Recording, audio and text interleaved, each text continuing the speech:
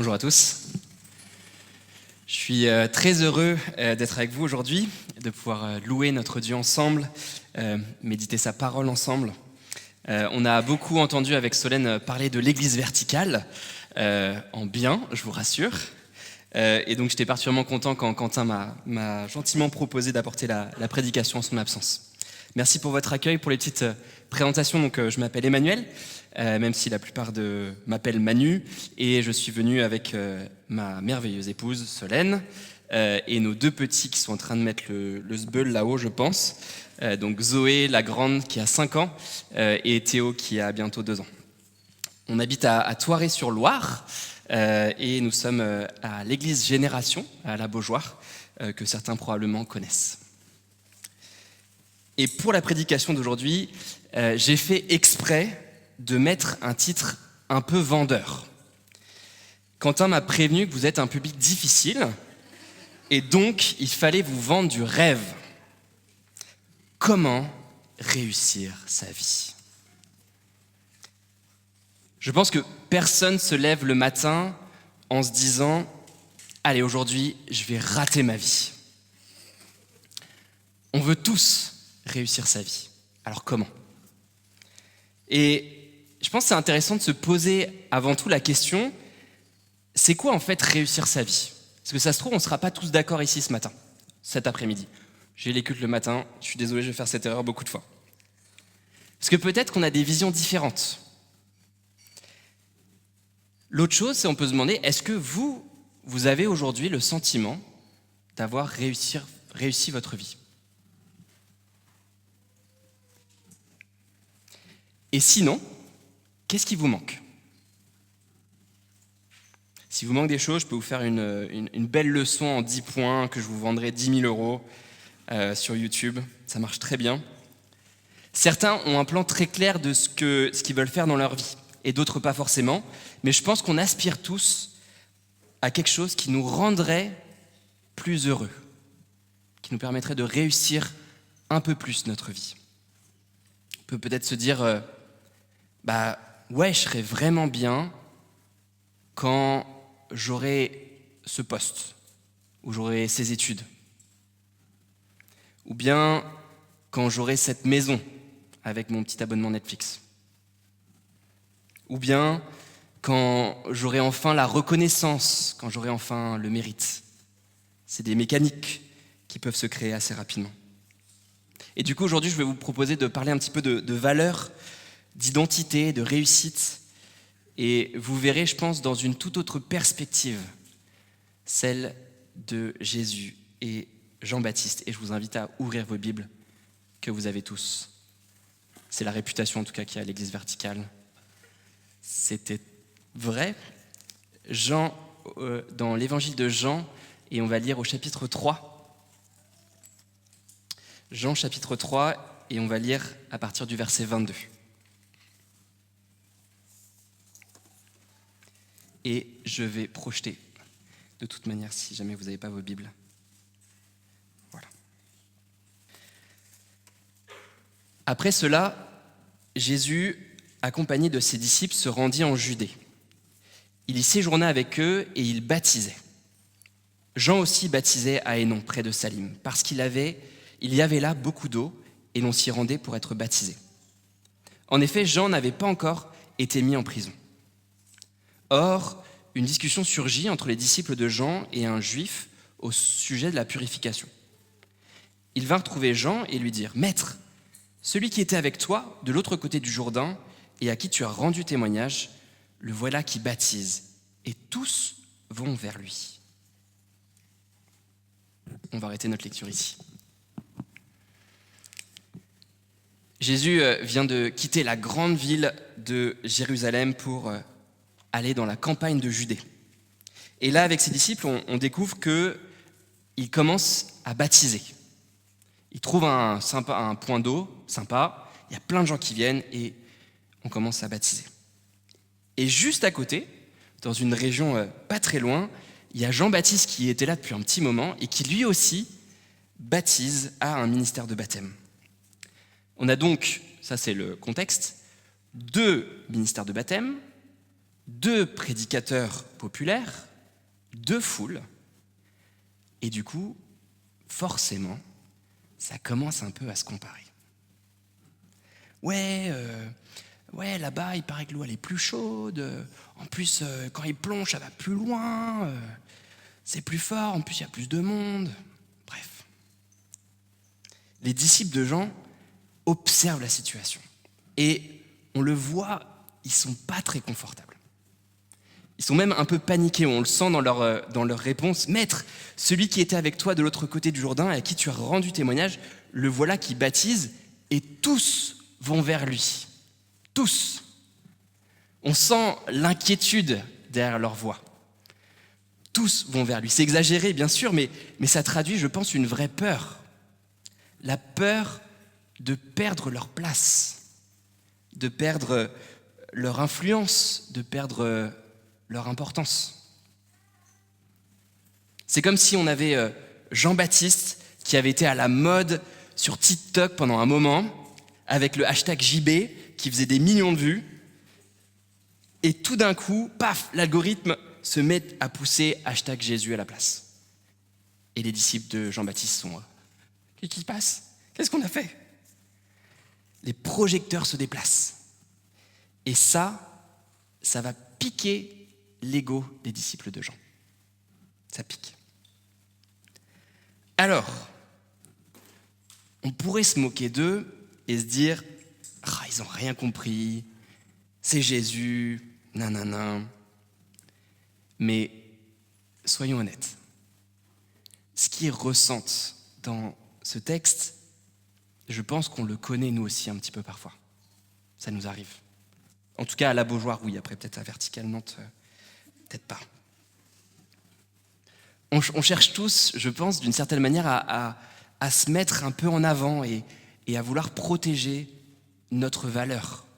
Et ce qui est fou, c'est qu'on fait ça dès la petite enfance. Ma fille, du coup, qui a 5 ans, quand elle me raconte les discussions à la récré, c'est passionnant.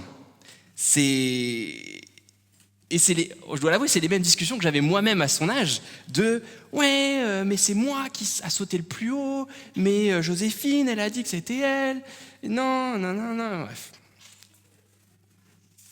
Lui, il arrive à faire ça, mais il n'arrive pas à faire ça, etc. Ça fait sourire, c'est mignon, mais la vérité, c'est peut-être que même en grandissant, on ne change pas tant que ça, finalement.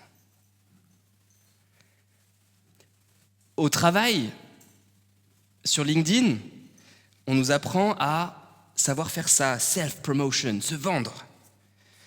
Dans les médias, on est abreuvé en continu de success stories, dans les médias, d'entrepreneurs, d'influenceurs, de sportifs, d'artistes.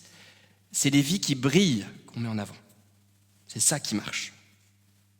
Et je pense que, sans même nous en rendre compte, on se met à mesurer notre propre valeur en fonction de ces modèles-là.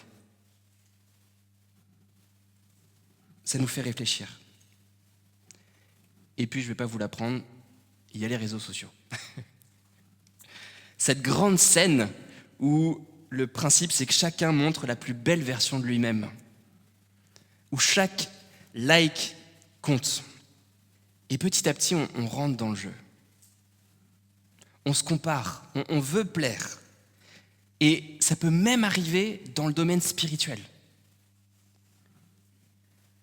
Et sans s'en rendre compte, on finit par vivre pour être vu.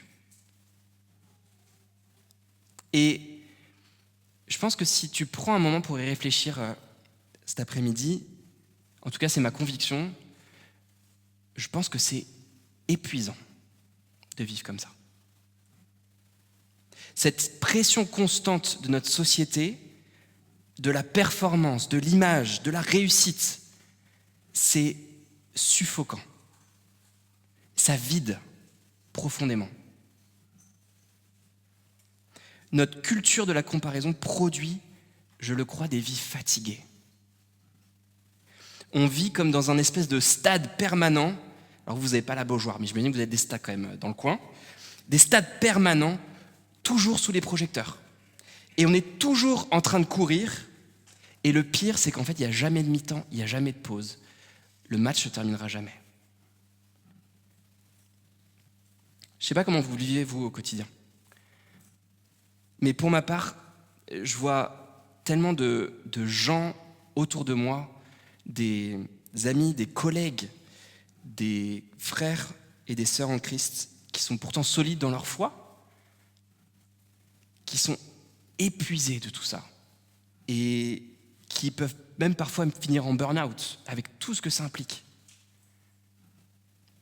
Épuisés du poids des attentes, de ne pas réussir à sortir du piège de la pression que cette course génère. Et c'est précisément dans ce contexte c'est précisément dans ce contexte qui nous pousse toujours à faire plus pour réussir notre vie que je pense que la réponse de Jean-Baptiste qu'on va lire ensemble va venir comme un souffle d'air frais. Sa réaction est inattendue. Je vous invite à continuer notre lecture du coup à partir du verset 27 jusqu'au verset 30. Jean répondit : « Un homme ne peut recevoir que ce qui lui a été donné du ciel. Vous-même m'êtes témoins que j'ai dit : moi, je ne suis pas le Messie, mais j'ai été envoyé devant lui. Celui qui a la mariée, c'est le marié. Mais l'ami du marié, qui se tient là et qui l'entend, éprouve une grande joie à cause de la voix du marié.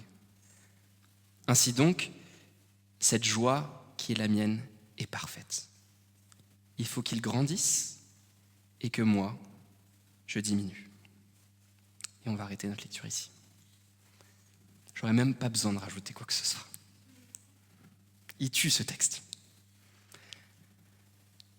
D'abord, il commence, verset 27, « Un homme ne peut recevoir que ce qui lui a été donné du ciel. » Voilà la première chose que Jean dit à ses disciples. Vous vous inquiétez de ce que va devenir le John Baptist International Ministry ? Les gars, tout ce que j'ai, tout ce qu'on a fait ensemble, tout ce que je suis, tout mon ministère, c'est un don de Dieu. Rien ne vient de moi-même. Si mon ministère a eu de l'impact, mais c'est grâce à Dieu. Si celui de Jésus maintenant a plus d'impact, c'est grâce à Dieu. C'est une posture mais radicalement différente de celle du monde, où on nous répète qu'on doit se construire, tu dois t'affirmer, tu dois te battre pour exister. Tu. Jean-Baptiste dit, Dieu m'a tout donné. Dieu. Vous voyez l'écart entre ces deux visions du monde ? Tout est grâce pour Jean-Baptiste. Et ça change tout. Parce que si tout est don, alors je n'ai plus besoin de défendre ma place. J'ai plus besoin de me battre pour exister. J'ai plus besoin de montrer que c'est moi le meilleur en tout point pour prouver ma valeur. J'ai plus besoin d'afficher la plus belle façade de ma vie. Dieu m'a tout donné. Dieu m'a comblé. Et je peux enfin respirer. Je peux enfin vivre apaisé, comblé par cette grâce infinie qui s'épuisera jamais. On a chanté, c'est par ta grâce seule. Si tout est don, alors je n'ai rien à prouver. Et je t'encourage aujourd'hui à réfléchir un instant à qu'est-ce que ça veut dire reconnaître que tout vient du ciel pour toi. Qu'est-ce que ça veut dire ? Parce que je le crois fermement, c'est en là une libération incroyable.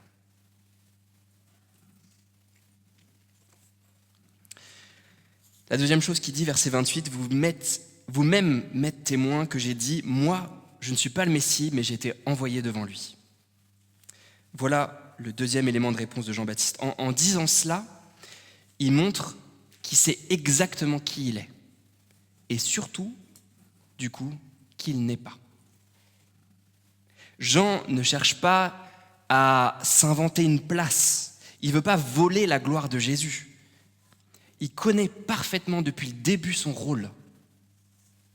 il connaît ses limites et il fait quelque chose de complètement taré, mais il les embrasse avec joie. C'est complètement contre-culturel en réalité.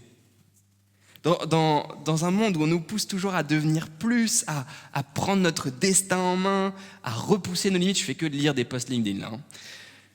Jean dit, je ne suis pas le Christ. Et c'est ok. Je ne suis pas Dieu.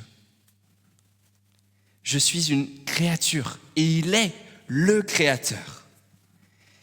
Et c'est jamais l'inverse. Et il le dit sans frustration, sans complexe, sans honte. Il renverse en réalité ce qui a défini l'humanité pécheresse depuis Genèse 3, cette quête de se penser sans limite, de se faire Dieu, maître de sa propre vie, au-dessus de tout créateur. Dans la vision de Jean-Baptiste, sa joie et son identité ne dépendent pas de sa grandeur à lui en réalité, mais de celle, et uniquement de celle, de Jésus. C'est un peu comme un panneau indicateur sur la route. On a fait 6 heures de route hier, on a vu des panneaux. Et les panneaux, c'est important.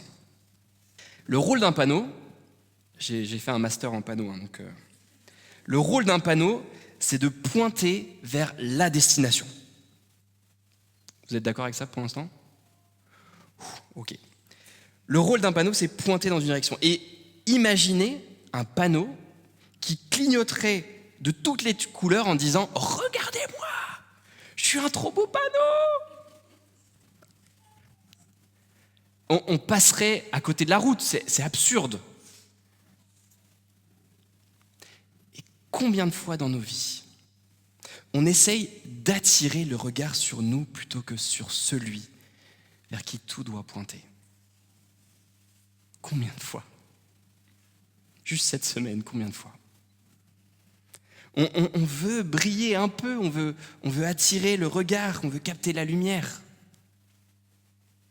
Et Jean-Baptiste, il nous surprend parce que lui, il sait que son rôle, c'est de préparer le chemin du Seigneur. Et il est heureux de le faire. Il trouve une joie immense dans ce second rôle parce qu'il sait que l'histoire dans laquelle il joue le dépasse. Il sait que le plan de Dieu le dépasse. Et d'une certaine manière, c'est ça la vocation chrétienne. Je suis désolé si vous êtes venus dans cette église en pensant qu'on allait vous donner un bon rôle. La vocation chrétienne, cette vocation qui libère, elle libère du besoin de se comparer, elle libère du besoin d'être connu, du besoin d'être au centre, parce que c'est Christ qui l'est. Et il n'y a que Christ qui l'est. Et qu'importe du coup, si pour toi, c'est servir Dieu en étant sur la scène ou en sortant les poubelles à la fin du culte. Peu importe. Qu'importe si pour toi, c'est partir en Papouasie-Nouvelle-Guinée pour annoncer l'évangile ou juste être un comptable à Saint-Herblain. Ce qui compte réellement, c'est de prendre la place que Dieu me donne. C'est de s'intégrer dans son plan parfait qui me dépasse. C'est d'être des panneaux qui pointent fidèlement vers le chemin, la vérité, la vie. Être des panneaux. Et là, pour illustrer sa réponse, Jean-Baptiste va employer une image magnifique du mariage et du témoin. Du coup, petit sondage, qui ici a déjà été témoin lors d'un mariage ? Témoin, témoine ? Non, ça ne marche pas du tout. Témoin. Ok, ah oui, d'accord. C'est un critère de recrutement à l'église apparemment. Super.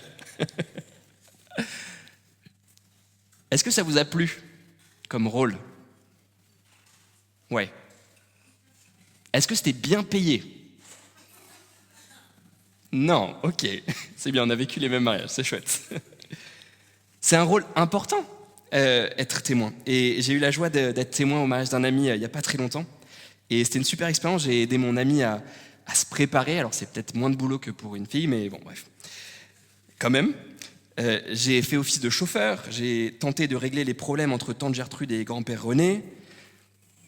C'était pas de tout repos, mais c'était un vrai honneur et un plaisir de faire tout ça pour un ami cher. Et de les voir, ce moment on les voit tous les deux ensemble, magnifique. Et puis Solène et moi, on a eu aussi eu des garçons et des demoiselles d'honneur de choc à notre mariage. Il y a quelques années, je vous montre une petite photo. Alors, voilà. Les 4 garçons d'honneur et demoiselles d'honneur. La Dream Team du mariage.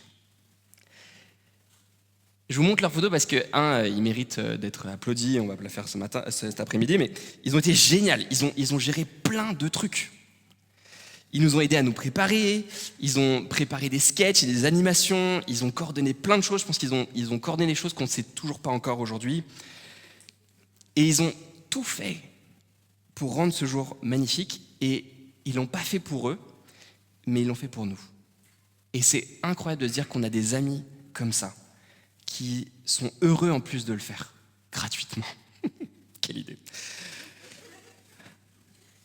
Mais c'est exactement ça, l'image que Jean utilise. Dans la culture juive, le rôle de l'ami de l'époux, c'était un rôle hyper important. C'était lui qui préparait toute la cérémonie, des semaines de boulot, qui organisait la rencontre et qui veillait à que tout se passe bien. Vraiment le maître de cérémonie. Et une fois que le marié arrive, son rôle, c'était de s'effacer. On ne devait plus le voir. Sa mission était accomplie et il pouvait se réjouir. Le témoin ne signe pas le registre à la place du marié, il ne tente pas de voler sa bague, prenez des notes pour ceux qui ne l'ont pas encore fait. Il ne prononce pas les vœux non plus, ce n'est pas lui. Son rôle, c'est de préparer. Puis, il s'efface. Et Jean-Baptiste dit à ses disciples, en gros, c'est moi cet ami-là.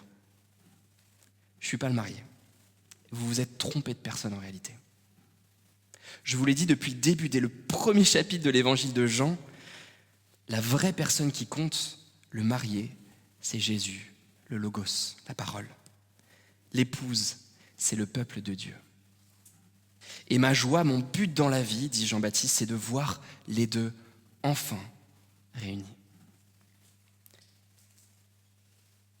C'est une image, je trouve, magnifique qui dit tout de ce que doit être le cœur du serviteur. On n'a plus besoin de défendre sa valeur ni de briller. La vraie réussite, c'est quand ta valeur ne dépend plus de tes performances, mais de ce que le Christ a accompli pour toi, de ce que le Christ est pour toi. De l'immense amour que Dieu a envers toi. Et la bonne nouvelle, et voilà pourquoi ça change tout, c'est que ça ne changera jamais. Jamais. Tes performances, elles auront des hauts et des bas. Mais l'œuvre de Christ, elle est accomplie. Une fois pour toutes. Et tout va culminer dans cette phrase. On va faire un poster pour le mettre dans sa chambre. Il faut qu'il grandisse et que moi, je diminue. Il faut que qu'il grandisse et que moi, je diminue. À noter ici, le « il faut » en grec n'a rien d'une résignation. Au contraire, c'est pour Jean-Baptiste la joie de s'intégrer dans le plan de Dieu. Le « il faut », c'est en réalité la beauté d'une vie qui trouve enfin sa juste place. C'est une évidence d'une certaine manière. Jean ne vit pas cette diminution volontaire comme une perte, non, il se réjouit de s'effacer. Et il dit même, ma joie est parfaite. Jean est méga heureux de s'effacer. Alors on pourrait se dire, soit il est fou, soit il se drogue, soit il a compris quelque chose. Et je pense qu'il a compris, c'est d'une certaine manière ce paradoxe qui se situe au cœur de l'évangile. Plus je lâche, plus je vis. Plus je m'efface, plus je suis libre. Ça n'a de sens que en l'Évangile. L'apôtre Paul le dira autrement, il dira « Ce n'est plus moi qui vis, c'est Christ qui vit en moi. » Christ prend tellement de place dans ma vie, il est tellement tout pour moi qu'il me définit dans ma valeur, dans mon identité, dans ce que j'aspire. C'est du lourd ce que nous montre Jean-Baptiste, parce que c'est ça la clé du bonheur. Pas besoin de suivre ma formation en 10 points à 3 000 €, je vous la donne. La clé de son bonheur, la clé de sa liberté, la clé pour ne plus courir sans fin à la recherche de reconnaissance ou de fausses joies matérielles et temporaires. C'est de placer Christ à sa juste place.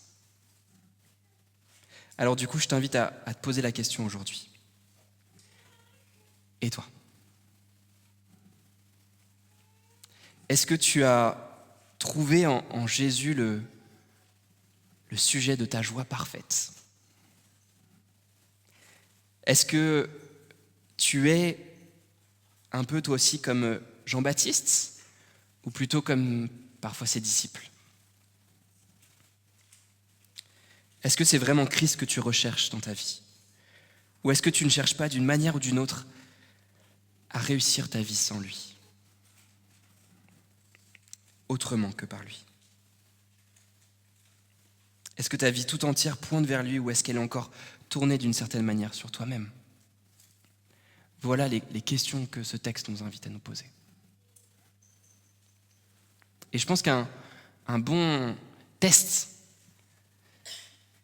c'est de te poser la question si Dieu t'appelait à prendre demain un second rôle, à gérer des tâches ingrates, peu visibles, pas reconnues, ou à donner sans être applaudi. Qu'est-ce que tu ferais ? Comment tu le vivrais ? Est-ce que tu es prêt à diminuer pour qu'il grandisse ? Ce texte, il est piquant. Il est là pour nous piquer. Il vient nous chercher, il nous dérange. Mais en faisant ça, je pense qu'il nous guérit aussi. Parce qu'il nous ramène à la seule chose qui rend réellement la joie complète.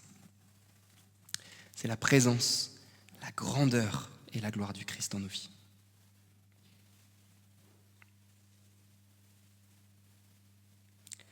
Vous savez quoi ? Jean-Baptiste n'a pas eu une très belle fin de carrière. Je ne sais pas si vous connaissez la fin de sa vie. Il n'a pas terminé sur une estrade ni dans les honneurs. Il a fini en réalité en prison, peu de temps après le passage qu'on vient de lire. Puis il sera décapité. Aux yeux du monde, on pourrait penser que Jean-Baptiste a raté sa vie. Et le twist, c'est que Jésus dira de lui en Matthieu 11, verset 11, il dira « Il ne s'est pas levé de plus grand que Jean. » Il ne s'est pas levé de plus grand que Jean. Pour Jésus, Jean, en réalité, a réussi sa vie. Aux yeux de celui qui compte vraiment, Jean a réussi sa vie. Car réussir sa vie, c'est pas briller, c'est refléter. Et c'est ça la clé. Vivre pour Christ seul. Quand Christ prend la place du centre, alors la joie devient complète. Comme Jean, la vie devient vraie dès maintenant.